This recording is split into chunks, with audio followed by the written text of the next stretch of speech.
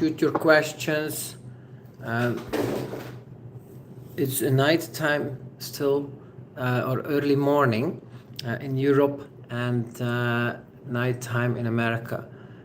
So I don't think many people will join, but let's hope some do and shoot some interesting questions. In the meantime, I'll get started with the topics where I do think I have an edge or something to offer to you, my followers and viewers. The first thing I would like to discuss is ladies and relationships and building a family, because when I reflect about my life and what I've been doing past few years, and where I've really made the difference for myself and compared to others, then it is actually in the family front and the relationship front, and not as much in the markets. I used to be really focused on markets and was good, very good with investing. But the last few years, I've made some big mistakes. My compound annual growth rate has gone down. I'm still, of course, busy investing, but I've outsourced many of these things, and I'm not as busy with it anymore as before. Though I would love to also discuss these topics after this. But when it comes to family and relationships, I've been very successful. I have 3 girlfriends, and I have 6 children. That's quite unique. And I think I found really an amazing solution to the problem. The problem being how to find a great girlfriend, a great wife, and how to build a family, how to have children, and how to stick together, and be in a relationship that makes you happy, but that is also productive. Productive, with that I mean that creates children, because I think really people have lost the plot, many, when it comes to what's our purpose.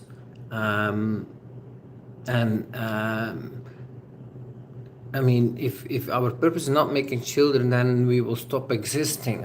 So it must be first and foremost to procreate is our purpose. Otherwise, there is no future for us humans. And I do not agree with this modern approach to having children, where they say, like, you should do whatever makes you happy, and if you don't want children, that's fine. Then you can do something else. As if that life is of equal value to a life where you do have children. Well, not for humans. Humans as a group, people that do not create children are not as valuable and creating not as much value for the group than people that do create children. For obvious reasons. Of course, that's only a judgment about the making children aspect. Some people, indeed, they may not make children, but they may create other things of value and so, or even great value for society. So there are other areas where you can create value, and if you do not have children, that may be easier to do so, to focus on a career or on a passion you have, and become an expert in a certain field and contribute there. But that's not really for most people. For most people, they live an average life, and it's either they produced some children along the way or not. And I think it is a very big problem. It was also a very big problem for me to find a partner that you want, that you're sexually attracted to, and that you want to build a family with. For me, that took until I was 35 that I decided, okay, now I'm going to really focus on I can start focusing on finding a girlfriend for the long term, and start with a family, start making children. And then it still took me 3 years, 4 years before I actually found someone who was not fooling me, but that actually really wanted to have children. So that was a long process. I was 38 before I had my first child. And the reason is that I didn't want to start making children when I hadn't made it financially, meaning that like I was still struggling hard to make a living. Then why would I start with making children? Like I didn't want to do that. But that did cause me a big delay of 10 to 15 years before starting to make children. As some men, they will start making children at a young age, at 20, 23. I didn't want to do that because I didn't want to struggle having all these responsibilities and bills to pay while at the same time trying to make a career or build a business. I didn't want to do that. But I was lucky that I was able then after 10 years to indeed make it financially, where I could say like, okay, now that's well done, and I can now focus on building a family. But then I approached it very different than most men, maybe because I'm already a bit wiser. Over the years I had some relationships, typical relationships, where you start something and then after a year the relationship starts to become bored of boring, and you start to gain weight, or the lady starts to gain weight. You start to watch lots of television and it becomes a little bit of a slur, and you start losing your interest, sex goes down, and you get dumped by the lady. She finds someone else, or she's not so interested anymore, or you want to enter a relationship because there's not much purpose in it. That's what happened to me multiple times during my 20s and 30s. And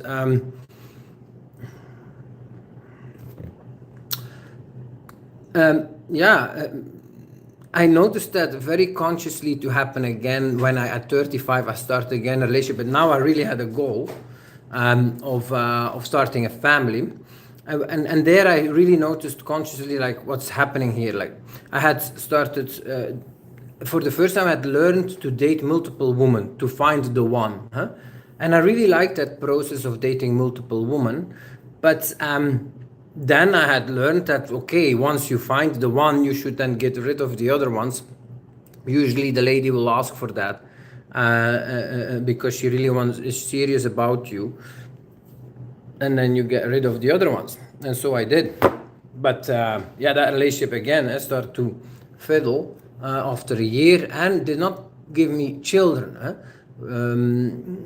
even though we were actively trying to get children. But also she really started to gain weight, and then she even started to travel without me. And then I was like, okay, but if you're gonna start doing that, then I'm gonna also then I'm gonna go polygamous. I'm gonna go at another lady, because what's the point? And she said okay. So I started doing that, and since then I've never looked back. I remained polygamous, as they say. That's not the right word. Polyamorous is the right word, because polygamy is when you marry multiple women. I don't do that, but I do have a relationship with multiple women without marriage, which is called polyamory. But it's most comparable to polygamy in that I do not allow my girlfriends to have multiple men, of course.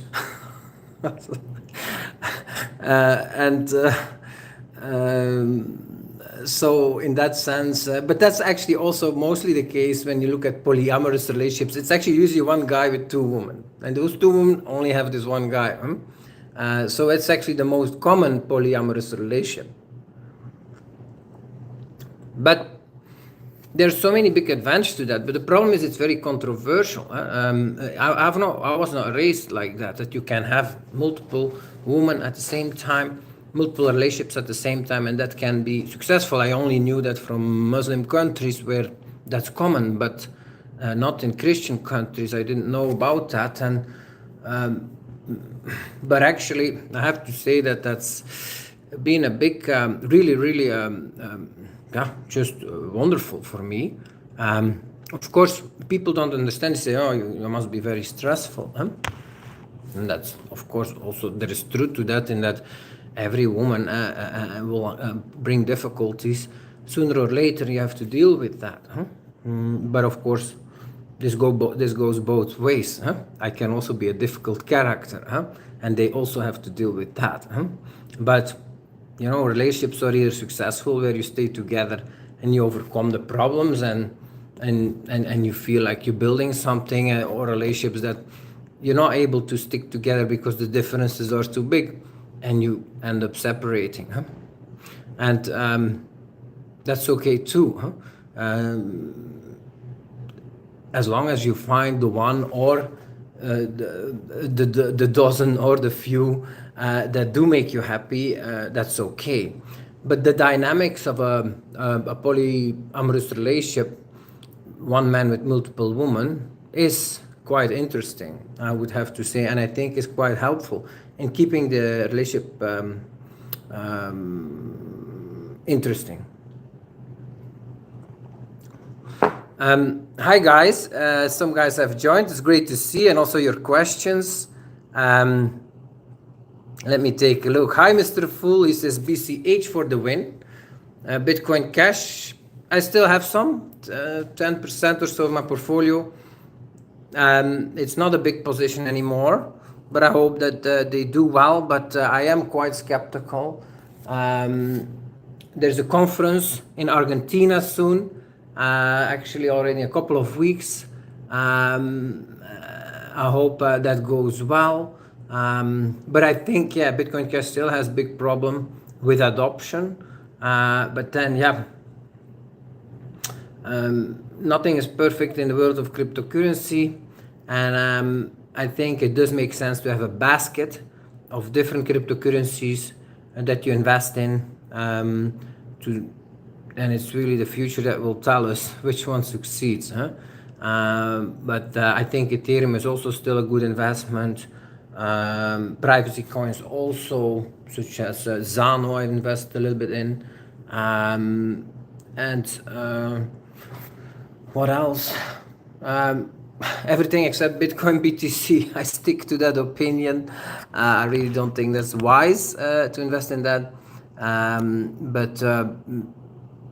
And of course, there are so many bad investments also. But I think a basket of coins that do well, Monero, I think, is also worthwhile.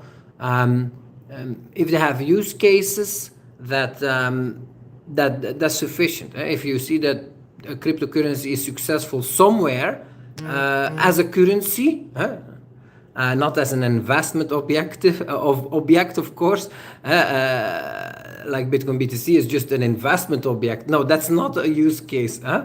It's the same as saying that a company that has investors has a use case because they have investors. No, the company needs to have actual product or service that they sell successfully, that they grow revenues in, or that they will capture a big market of. Investors on sig are not a use case. This is true in cryptocurrencies also. And but for example, Bitcoin Cash has a use case as a brick and mortar cryptocurrency,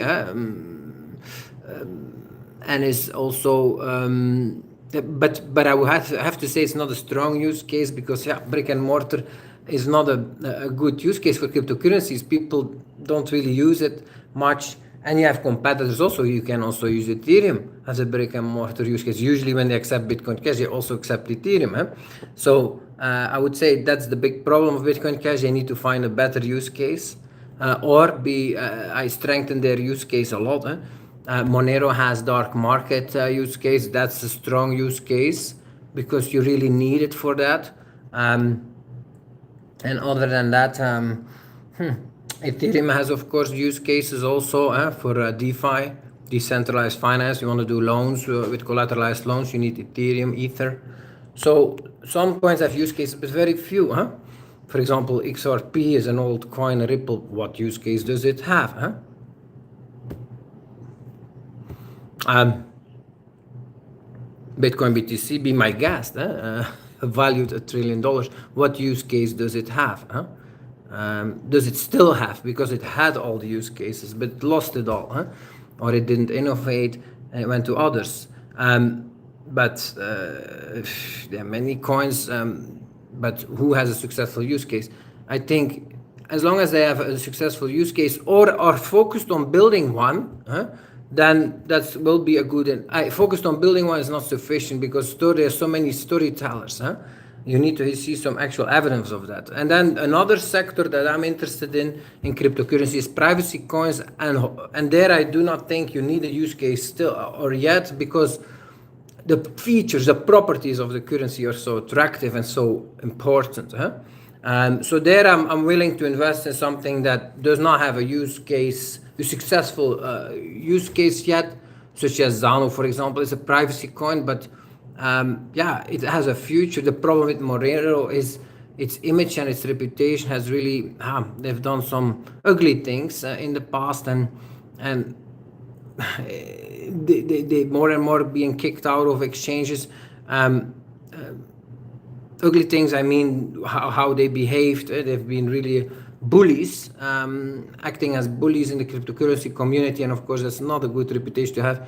They chose the side of small blocks for Bitcoin BTC and really made things a lot worse during those crucial years where Bitcoin BTC got hijacked. They actually did not help at all to steer it on the right path, and were very opportunistic there, to the detriment of the whole cryptocurrency community. But they've done well for themselves, and they did build something of value. But privacy coins, competition in that market is probably a good idea, and Zano, I think, makes a chance to gain some market there. So yeah, not a bad investment. There are many others though. It's just some personal choices. You have many other privacy coins actually that may do well also.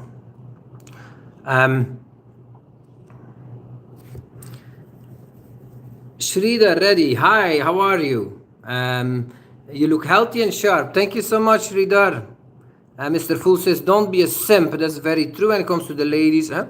So what I want to say about the ladies is that, yeah, if you have multiple women, that really helps in keeping your woman interested in you. I think that's a big problem in a monogamous relationship, is that if you only have one woman, she's gonna get lazy.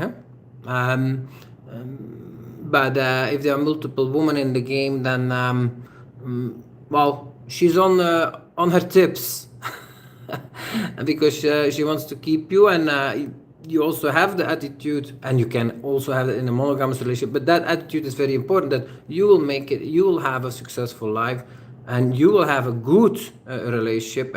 And if she cannot provide that, you will look for that elsewhere. But you will have that, and she either comes along or she, yeah, it won't happen. The correct and right behavior she needs to show. She needs to be a great woman, and if there are problems, that needs to be addressed. She needs to be a great woman in bed, in the kitchen, and in the house, and towards the children. That's very important. You have to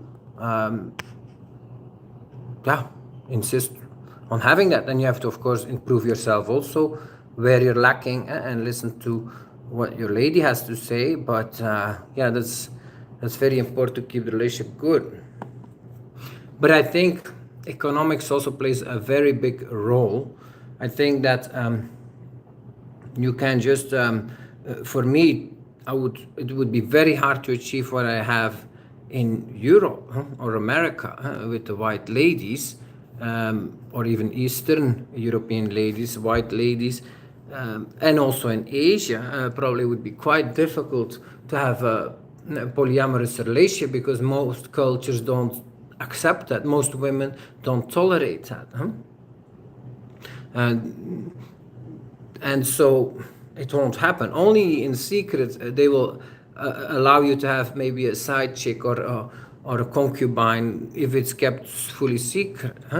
but not an open polyamorous relationship where you have multiple girlfriends. So they won't accept that. So I was able to find that in Africa, and I think it would be a lot harder to find that elsewhere. Also, age differences. I think for me that's very important to have a young woman, for many reasons. But yeah, that's also much harder to find in my culture, unless you're a celebrity. When you're 40, looking for one that's 20. It's a hard sale, but it's an easy sale in Africa.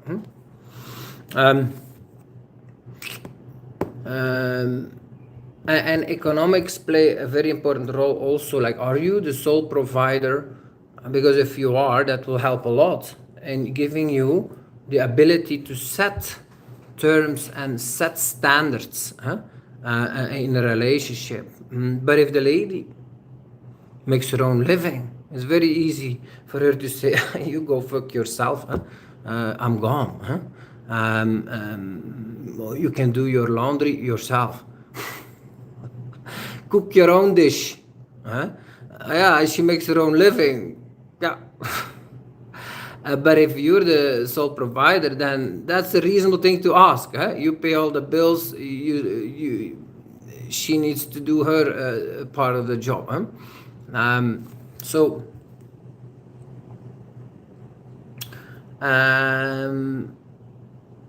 yeah. And that's a big problem in Western culture, I think. I see that it's hard to make a living as a man, or to especially to make enough to provide for a family, and without needing your lady to also make money. That's becoming harder and harder, and we can go into that, why that is. But you do need to overcome that as a man. And if you can't in the West, well, you can go elsewhere. That's the luck we have. There are many regions in the world that are still poor, or a lot less well off, and so you can, if you're able to make a living, even an average living in the West, you're able to actually be quite rich versus the rest of the world, and still be the sole provider if you look for ladies elsewhere. But yeah, I think those are very good moves to do if you want to have a successful and a good relationship that brings forth plenty of children. Y says, hi Mark, I want to apologize for my previous stance on Gonzalo Lira. The propaganda got to me and I realize now that I was wrong. He's truly a legend. That's great to hear. Why? I don't remember your stance on Gonzalo Lira. I also don't know who you are. I don't remember your handle, why, that you have there, but maybe you had other handles. But very sad what happened to Gonzalo Lira, who died in a Ukrainian prison, probably because he didn't get the medicines that he needed. Actually, that's quite certain, to survive. And yeah, he got killed by the Zelensky regime. And only for posting YouTube videos with a critical opinion, his critical opinion about Zelensky and the war. Yeah, that's indeed what happened. He was a great man. For those that have been following YouTube, you may know him from what was his name? He became famous with his actually dating channel, where he talked a lot about women, had a very good, sharp opinion, and that's where I got to know him. But then later started, as he lived also in Ukraine, and started talking about the war, and that's what got him killed.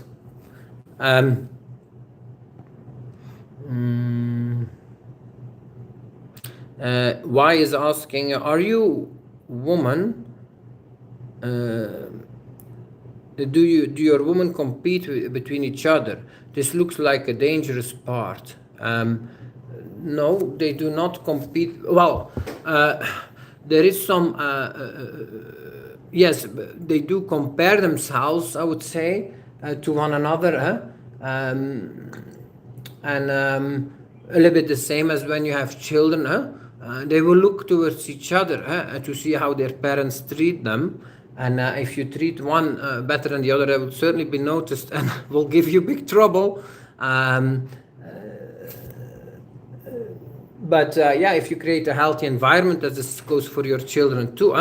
You learn them that each has their own talents, and one will be better in something than the other in a certain area, and vice versa, and that's okay. That's good. Specialization. And so with my ladies, that's also good. One is better at cooking, the other one is better at cleaning, the other one is better with children. And the one is better in planning, and that's okay. But as a woman, unlike a man can really specialize in a certain field and become good at only that and nothing, and know nothing else about doing things. That's possible for a man, but a woman not. She needs to be more a generalist, because she cannot let all the cleaning be done by someone else, or all the cooking be done by someone else. You need some basic skills in each area, but you can become better in a certain area and then help the other ladies. In my case, in a polyamorous relationship, they can work together, and I encourage that to work together and help each other in the areas that they are strong at, so that they can get help back in the areas that they are weak at. But these are sometimes difficult conversations. People are very sensitive about their weaknesses, and but yeah, that's the direction that I steer that. Yannick, yeah, now I remember you, Yannick. Sridhar says you should check out Home Math. Very informative regarding intersexual dynamics. And what's Home Math? Sridhar. Sridhar says, you used to pick good companies like Tesla, tankers, Bitcoin before. Somehow I feel that you lost touch with the markets. Why do you think it might have happened? Yeah, I discussed that at the start of the video. That's because I've been focusing a lot more on family, ladies and babies, and that's I'm not studying as much the markets anymore as I used to, and I agree with you that I've lost touch somewhat. But yeah, it's what's the most important in life? That you die like a rich man, or that you invested your time into crucial parts of your childhood's upbringing, as your children's upbringing. And of course the relationships needs also time. Like you can't I used to really prioritize just making money and in the markets, but I cannot do that anymore. Often I cannot. I don't have as many hours that I can just study. So I think that plays a role, but I also think outsourcing makes a lot of sense here, and I do that. So for example, I follow Sonny Mulder for just general market direction. I think he does a great job analyzing the market, the macro, so general stock market, but also the crypto market. He does that very well, and I follow his lead in whether to decide to go, to remain invested or to leave the markets. And up until now, I remain invested, following his calls there, and I'm still 90% invested in the markets, and so far so good. So actually I got the direction right since the bottom of 2023, but I made a big mistake in 2022 where I was long the whole year and the market went down a lot, and I even made a big mistake to be with leverage. I even worked, and then I had shorted commodities, which was also a wrong mistake. So I just had 3 big mistakes in 1 year that caused me to lose 90% of my portfolio. That was really very humbling. But since then, I mean, the videos are still there, and all my calls are still there. I remained bullish, and actually with leverage at the end of the year of 2022, and then as the markets started recovering in 2023, I took off my leverage towards the middle of the year or so, and then since then remained long for the most part, only 10% cash or so. But I've also more diversified than before. I used to be 80% crypto. That was not the case at the bottom here in December 2022 or so. I was only 40% crypto, not 80 like I used to be before at bottoms, because the other part was stocks, and that's still the case today. Though crypto went up more, so I'm now 50-60% crypto, and only 40 instead of 60% stocks or so. But that's still how my portfolio is today. Both of them did okay. And my stocks is also outsourced. I just have basically mainly, three divisions there. I have a commodity fund, for basically hedge funds that I'm invested in, from Harris Kuberman, HKuppy on Twitter, who does very well, has a strong track record. Then I have a Tesla section, and also in my commodity fund I had some good calls there. That actually used to be my uranium call that also panned out, and then I flipped that position for this fund, and Tesla is Tesla, I was long also at the bottom. It went up from $100 to $200 now. But it was a good call. But the fund itself that I'm actually invested in is long Tesla options. Didn't do as well yet. You need to have your timing more correct, and he had his timing not as correct, and so he had to roll over calls, Tesla calls, and then you lose money on that. But I still am quite hopeful for that. That's just another long stocks position, and it's from Emmett Peppers, who's also on Twitter. Also great track record, and a good position to have. And then I have actually only the last year added one more position, which is long micro cap stocks, mainly Canadian listed small cap companies. I follow Marius, his YouTube channel there, who has also an investor club, micro cap explosions website, where I have like 5 investments. Also pretty happy with that position, another 10% of my portfolio.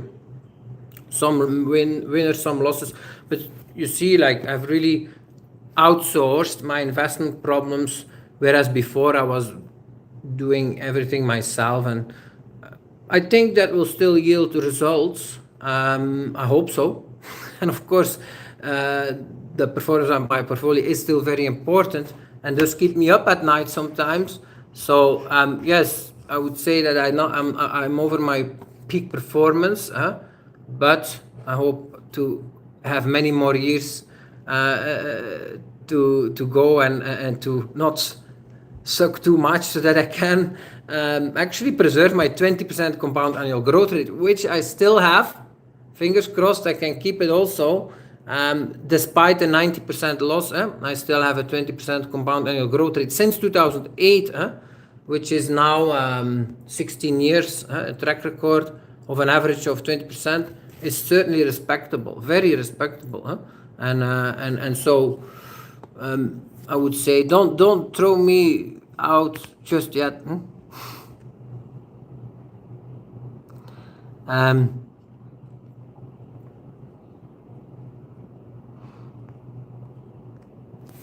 So yeah, so what else can we talk about? Let me see if there's any comments on X. I don't think so. Can I tell anything more about ladies and babies? Because that's really, I think, what may help many people. Because so many people are busy with markets, many people are busy with politics. I'm busy with that also, but also many people are busy with relationships, and you do see actually lots of content about it, and I do follow that. But you see very few people who actually successfully have solved the problem of having successful relationships, making many children. That's quite rare. So if you have any more questions about that, I'd like to talk about that more.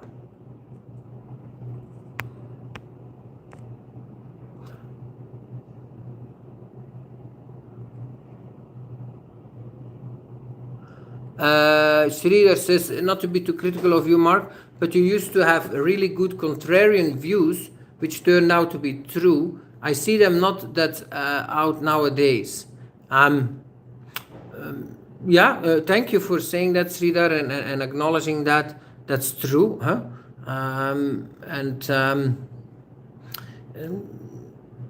It's true, I'm not as expressive anymore about contrarian views. But I'm also not hiding them. But I think my contrarian views have been, during COVID, that I really did not support that. But at the same time, I was attacked personally in my life, and I had to start focusing on that. But I did spoke out strongly against that, and also revealed at the start. First, I fell for it myself the first month or 2 months, but then I really saw that that's not true. They're fooling us with that COVID pandemic, and it's not true. The hospitals are not full of people dying; they're actually empty at the start of the COVID crisis, that indeed proved out years later to be true. But the same with the start of the war in Russia. That's not actually coming to. That's actually full on still. But I really do not think that's the wise move of the West to start or to even like. I fully agree with the position there that Trump is taking. How to end that war is to simply accept that Ukraine lost those territories, and to accept that Ukraine cannot be joining NATO, and to accept that Ukraine cannot have dangerous weapons installed that could hurt Russia in its country. This is obvious, but the world doesn't see it yet, but that's what you need to do.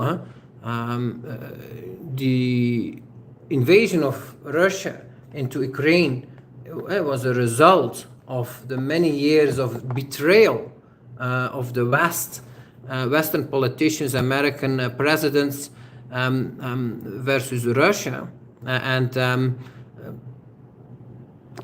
It was a self-defense move, even though it was an invasion.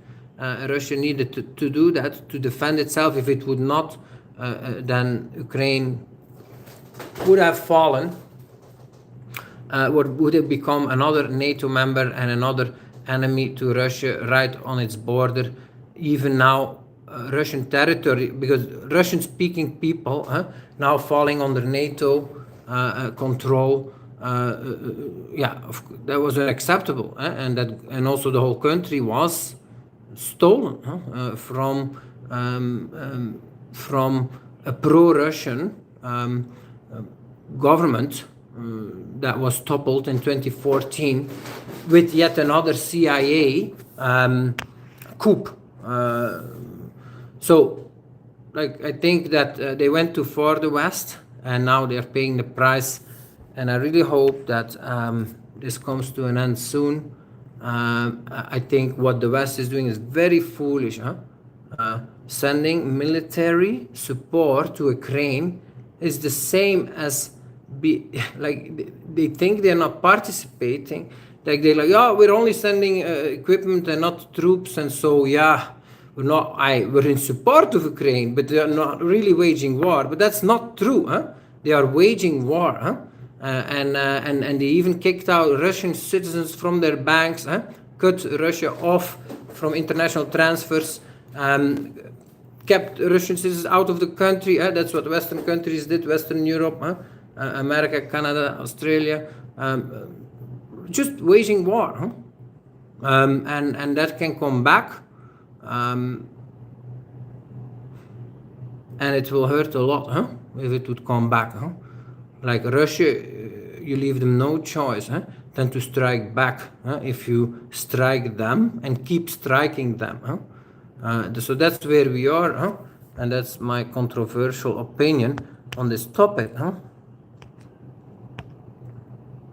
But very often indeed, you have to be careful with controversial opinions, because they can you can get harmed badly by people that attack you for your opinion. So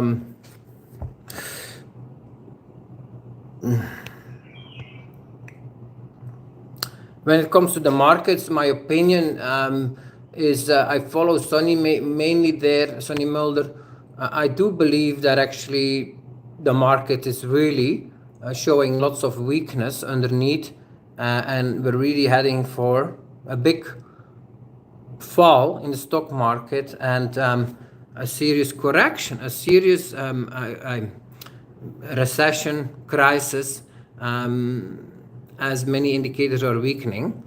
So I do not believe in a soft landing, and I do believe it's going to be very important to lock in your profits that the stock and the crypto markets are giving you over the next period, which may be only 3 to 6 more months, and then invest in more very different things, such as maybe commodities, gold, resources. I think they may actually have started the bull market 5 years ago in 2019 that almost no one is really acknowledging and recognizing, myself included, but I think that's possible, and that means that stock market will do very poorly over the next 5 years. I think that's possible. So that's my plan. Actually probable. I think that's probable. And therefore my plan is to cash out of mainly stocks and also a piece in crypto, hopefully, as prices go up and we get I think a last leg up in crypto. I think the only thing we're missing there is altcoins going up versus Bitcoin, BTC. But once that happens, there's a good leg up there. Yeah, I plan to lock in profits there and invest in commodities.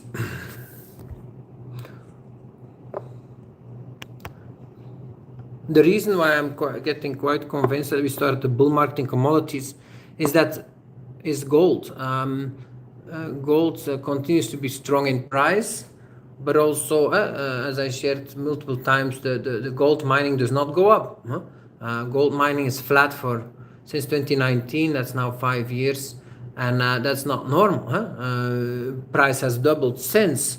The gold mining should go up a lot more, but it's not, because it's not as profitable yet to mine gold. Is the only sensible explanation. And why is that? Because gold price is actually still too low.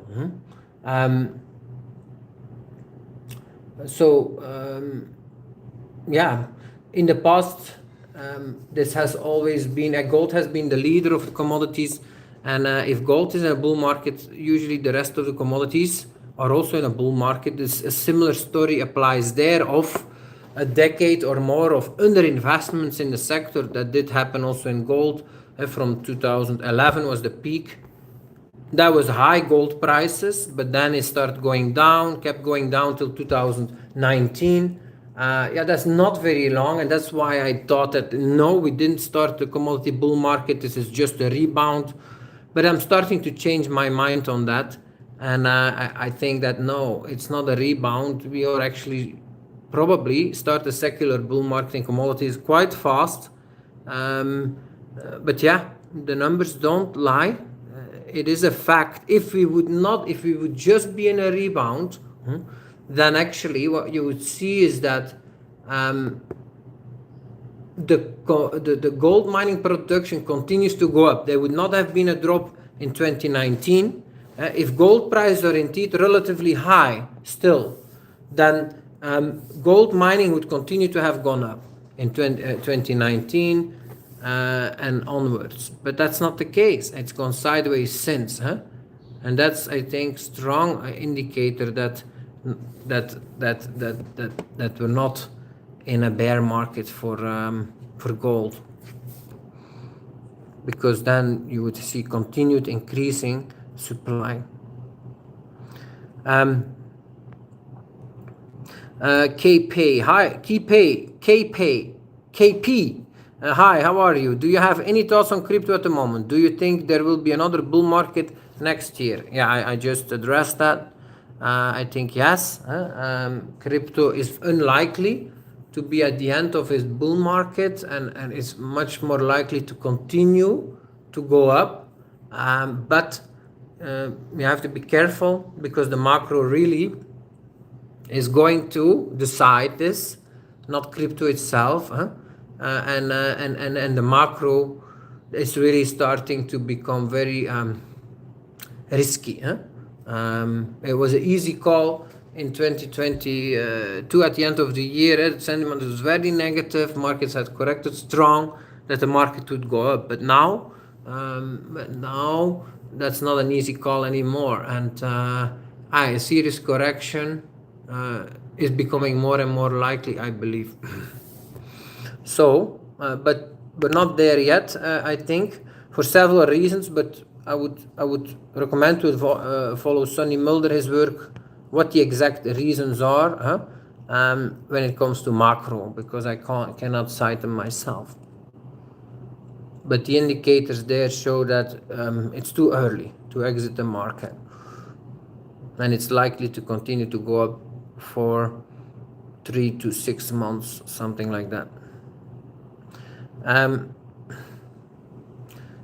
Sridhar says, do you think the speculation in crypto, NFTs and other startups in the past 10-15 years is because of zero interest rates phenomenon? Will we ever have a raging bull market again? No, I don't think the low interest rates caused a crypto bull market. Of course, you have serious excesses in the crypto bull market. NFTs are certainly a good example, but that comes with any bull market. But like zero interest rate policy means that you get excesses. You have very cheap money, and so you get excesses in the economy that will never come back, and that are only there thanks to zero interest rate policies. And I don't think this applies to cryptocurrency, because this is a new market. It's the same as asking, hey, do you think that the Chinese miracle since the 1980s, where they transformed from a communist economy into a free market economy, is due to low interest rates? No, of course not. It's because, well, if you free up a market, if you allow people to build businesses and to trade with each other without regulations or restrictions, and you take down the many regulations and restrictions that you had, the economy will flourish. And that's the same in private currencies. Currency was a monopolized, strongly regulated, even monopolized. It's not even regulated. It was a totally monopolized industry, where the only one that's allowed to launch and manage and run a currency is the government. And there's only one currency per country. That's the same as having only one telecom company per country. Of course, a telecom company will suck badly. There is no competition. You're going to have to stand in line for a long time to get service. You need political contacts to get a good service, and it will suck for the most part. It may be free, but you won't have much of it.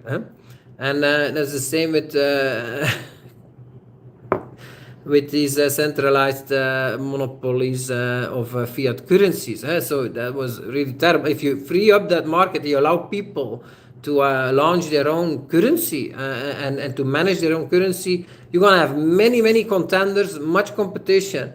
And of course, many will be bad investments. But the end result will be that you will have far superior currencies available for the people. And that's what that's the foundation of the crypto bull market, where we went from a market cap of, when I started investing in, of only 100 million. It was when I invested in Bitcoin BTC in 2011, 100 million to now 2 trillion a market cap.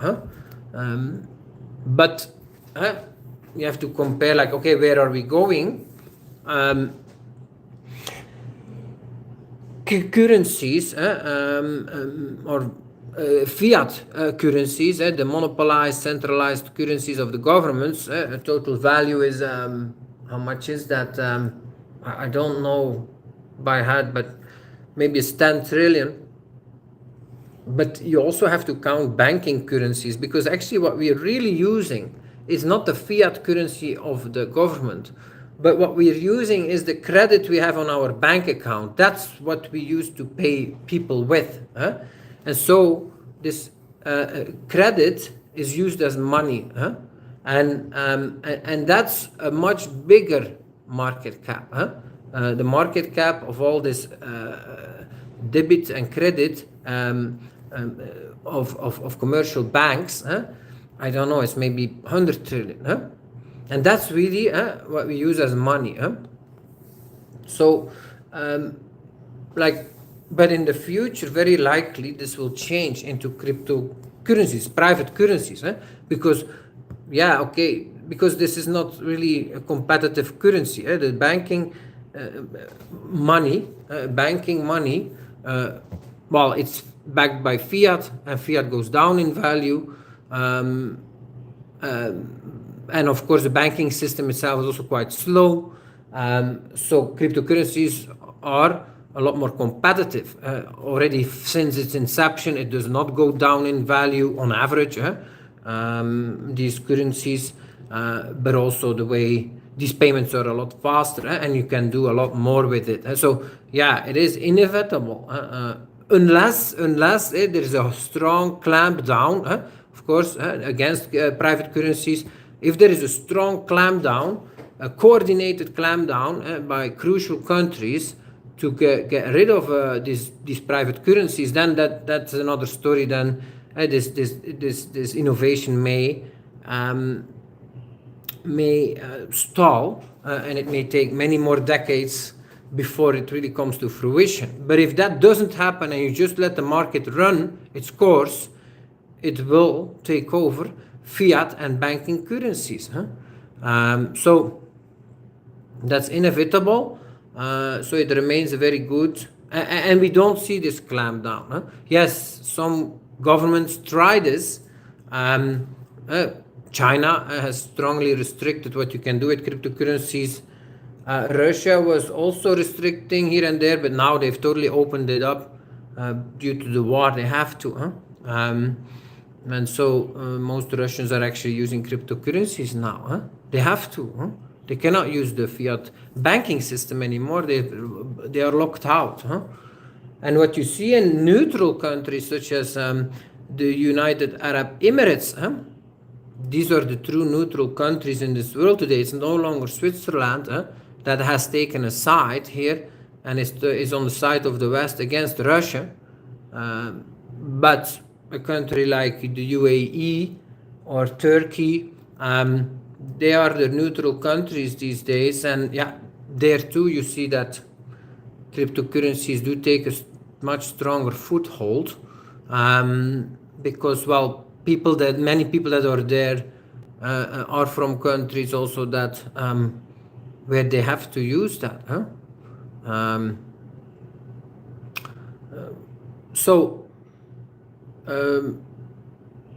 yeah, I lost my train of thought. But yeah, the zero interest rates have caused excesses in the economy. I would say, especially in, of course, the real estate, uh,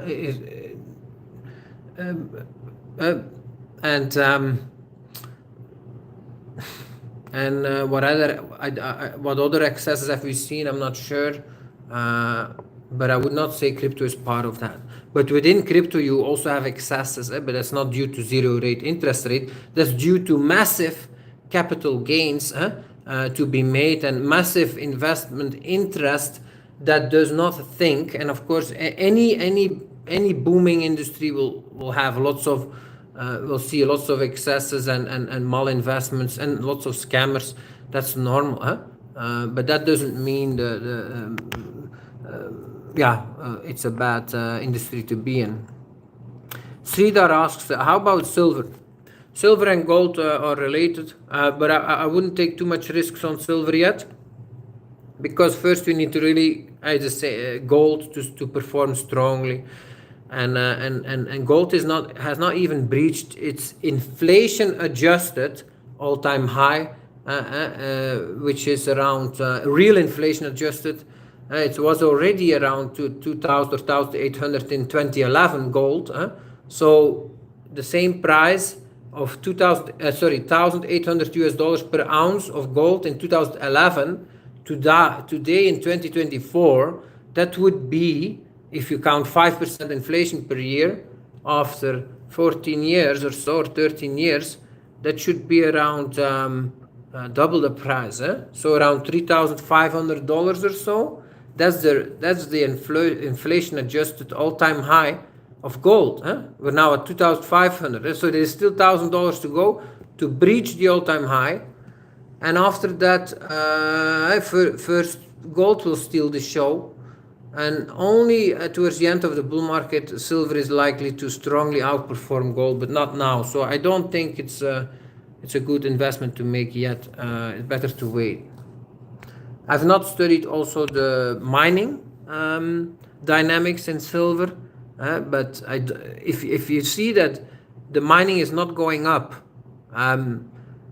that's a good sign. Then the price needs to continue to rise, because in the end, mining needs to go up.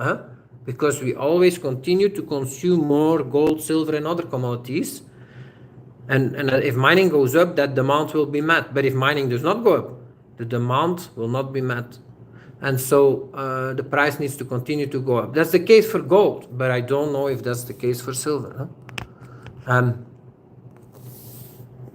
Sridhar's asking great questions. Thank you, man, to keep it going here.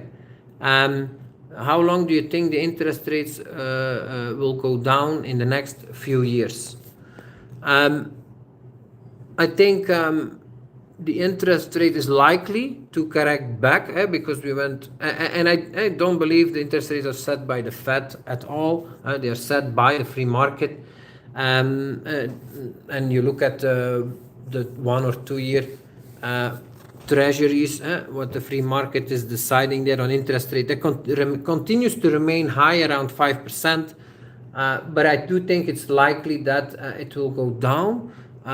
We went basically from 15 or 20% in 1980 to 40 years later to zero, or 1%, 1% or 2%. That's the low.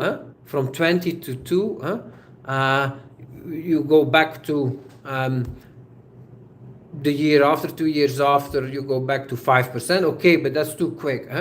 Like, you're probably gonna fall back. You went to 1%, from 1 to 5. You're probably gonna fall back to 3 before you continue to rise up. But would I dare to invest on that or bet any money on that? No. It's like, why would you try to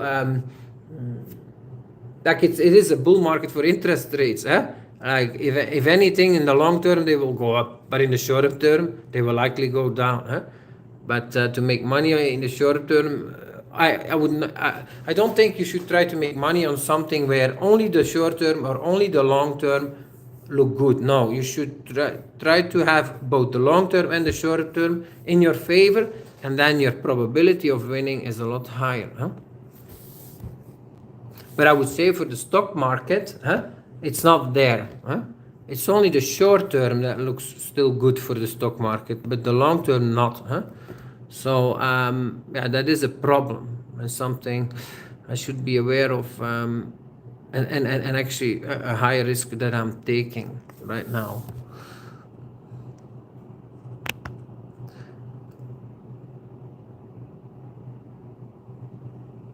Yeah, nobody knew, says Boom Shakalaka. Nobody knew interest rates would go so high so fast. That's very true. I've been following investments since 2000, really reading since 2003, 4, 5. Then they were already talking about interest rates will go up.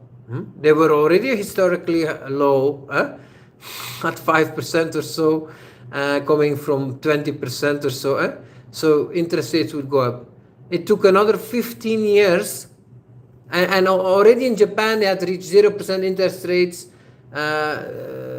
many years before, but in the West, many investment gurus were predicting interest rates to go back up. Well, it took another 15 years for interest rates to go down, and many people that tried to make money off this reversal lost money.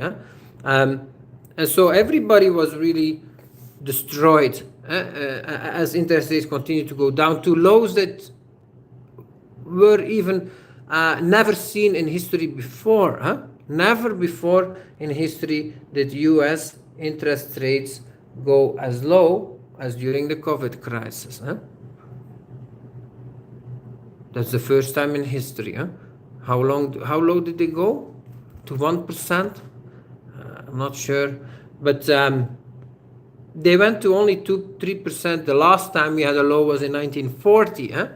Then they went to a low of 2 to 3%. But they went even lower this time. So everybody got destroyed. And then, yeah. The logical thing is to indeed that the market will go up strong. But the mind can't comprehend that because we've seen 40 years of falling interest rates. Like for the mind, it's like, okay. And of course, with Japan, they stayed at these low interest rates for a long time, 10 years. So for the mind, it's like, okay, I mean, it may go up, but it will take a long time. It may go back up, but it will take a long time. And but it didn't go like that. It went very fast. And that can continue to be the case. There's nothing that says that actually, like previous move up was from 1940 to 1980. It took 40 years of rising interest rates to reach a peak. But this time around, okay, normally it will take also long, but it could also be done shortly. It could also be in 5 years or 10 years that we reach a high of, who said maybe it's going to be higher than 20% this time. Maybe it's going to be 30% or 40%. Maybe we reach that in 10 years. And then this high interest rate of 5% today will be a joke. Already within a couple of years, we'll be at 10 or 15%. That's possible. That's why I wouldn't dare to invest in bonds for this reason.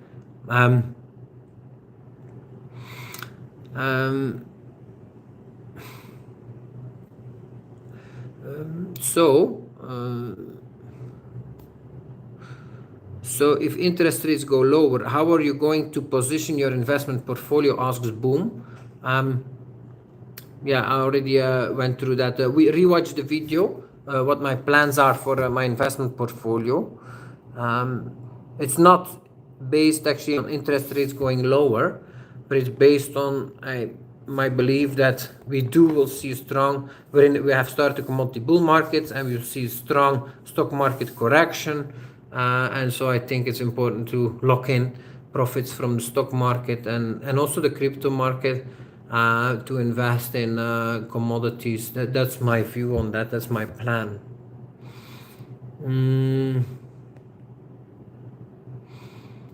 Boom says, yes, indeed. In 1981, we had the peak of interest rates at 19%. That's good.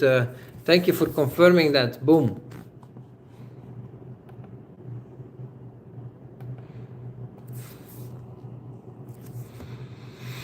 Okay, guys, I think we can end the call. Unless you have any more questions. I think we've been talking for 1 hour. I think that's long enough. Final 5 minutes starting.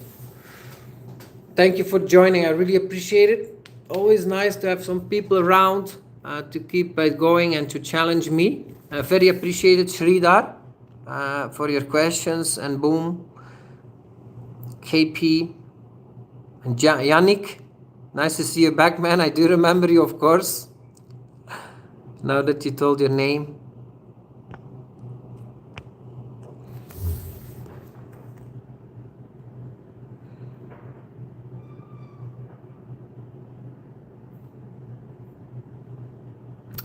Okay, guys, checking out. Have a great day.